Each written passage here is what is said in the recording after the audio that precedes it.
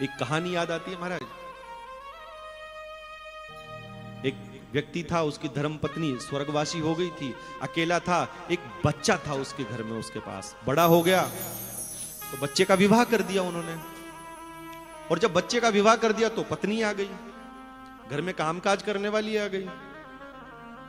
1-2 साल तो बीते, नई नई बहू थी, 1-2 साल तो बीते, और उसके बाद में क्या हुआ, पत्नी ने अपने पति से कहा, बहू ने बेटे से कहा कि देखो सुनो, इस घर में या तो बाबूजी रहेंगे या घर में मैं, दोनों में से एक ही रहेगा। बोले वो मेरे पिताजी है, उनको घर से कैसे क्या? बोले नहीं, मुझे नहीं पता इस बात का, मुझे इतना पता है कि इस घर में या तो बाबूजी रहेंगे या मैं रहूंगी। अब बेटा क्या करता, आप बताइए। बेटे ने विचार किया कि इतने नियम कायदे कानून बने महिलाओं के लिए, केस पानड़ा कुछ हो जाएगा, जेल में चला जाऊंगा, इससे बढ़िया कि पिताजी को ही मैं रवाना कर देता हूं।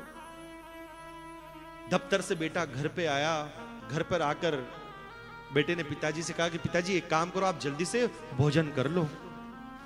बोले क्यों बेटा, जल्दी किस बात की? बोले कहीं घुमाने लेकर जाऊंगा आज आपको, मैं कहीं पर घुमाने के लिए लेकर जाऊंगा मैं आपको। पिताजी खुश हुए, अच्छे से भोजन किया, बड़ी गाड़ी थी उनके पास, तो अच्छे पैसे कमाता था बेटा अच्छा पैसा कमा रहा था। गाड़ी में पिताजी को फ्रंट सीट पे आगे की तरफ बैठाया, रवाना हो गया। 100-150 किलोमीटर दूर गया, एक जंगल था, उस जंगल में ले जाकर पिताजी को नीचे उतारा, और नीचे उतार कर पिताजी को कहता कि पिताजी बस आपका सफर यहीं तक था, आपका और मेरा सफर यहीं तक था, अब आपको मैं मेरे साथ नहीं रख सकता। अब सोचिए उस बाप पर क्या बीती होगी, जिसका बेटा जिसको पाल पोस कर बड़ा किया, और बड़ा करने के बाद में महाराज उसको जंगल में ले जाकर रात को छोड़ रहा है ताकि कोई दिन ना ले। बोले पिताजी आपका और मेरा सफर केवल यहीं तक का था। पिताजी ने कहा कि बेटा एक काम कर। क्या? बोले यहां से 2-3 किलोमीटर आगे एक पेड़ है बड़ा सारा, उसके पास ले जाकर मुझे छोड़ दे।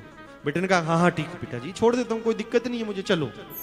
गाड़ी में बैठा है, पिताजी को 2-3 किलोमीटर आगे वो पेड़ दिखा, वहां पर कहा हाँ ठीक है बेटा यहीं गाड़ी रोक दे।